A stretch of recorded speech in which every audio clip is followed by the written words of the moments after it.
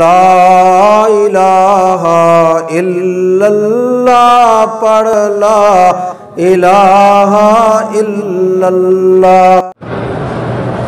اگر قبرستان میں کسی نے سورۃ فاتحہ، کوئی مسئلہ نہیں، قرآن پڑھ کے ثواب بخش دیا، فاتحہ پڑھ کے بخش دیا، السلام علیکم یا دار قوم المؤمنین انا انشاءاللہ بکم لاحقون انتم السابقون ونحن الاثر یغفر اللہ لنا ولکم۔ حضور قبرستان پہ کھڑے ہو کے دعائیں فرماتے تھے لمبی لمبی۔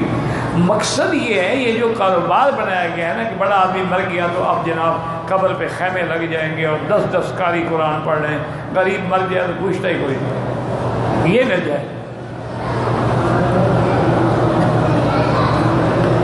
کہتے ہیں کہ جی جو لڑکی بھاگ کے شادی کر دے، تم جو نہ کرو تو وہ کیا کرے؟ والدین اگر کر دیں تو اس کو بھاگنے کا موقع ہی کیوں ملے؟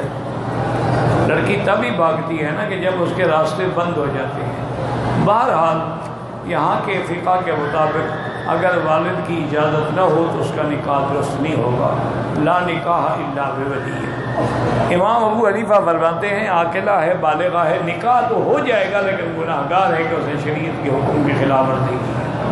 تو بہرحال کوشش یہی کریں کہ والدین کے منشے کے بغیر لڑکیاں بھی نکاح نہ کریں، اور آپ بھی کوشش کریں کہ لڑکیوں کو بھاگنے پہ مجبور نہ کریں۔